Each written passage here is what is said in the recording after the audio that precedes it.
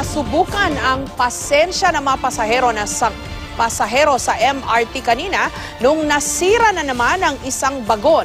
Ang mga dagdag na bagon na nakikitang solusyon sana rito sa 2016 pa inaasahang maide-deliver.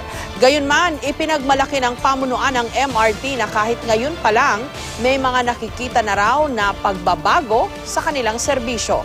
May report si Maki Pulido. Ganito kahaba ang pila sa MRT3 GMA Kamuning Station kaninang umaga dahil may nasira raw na bagon sa North Avenue Station. Kaya di agad nagtagal na ipon ang mga pasahero.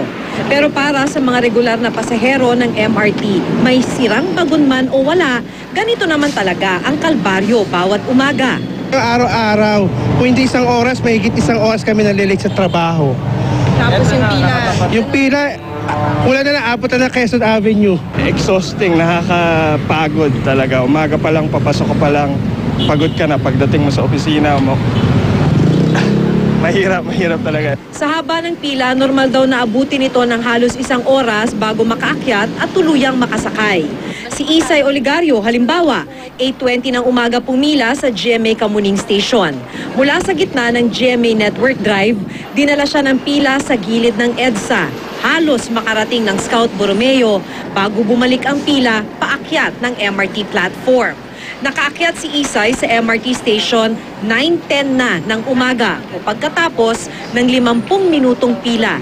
Sana magkaroon ng improvement at least, di ba? Tapos parang mas mali kasi yung sistema ngayon. Dati hindi gantong kahaba. Dagdag na mga bagon ang isa sa mga nakikitang sagot sa problema. Pero inaasahan sa 2016 pa madedeliver ang 88 dagdag na bagon ng MRT3.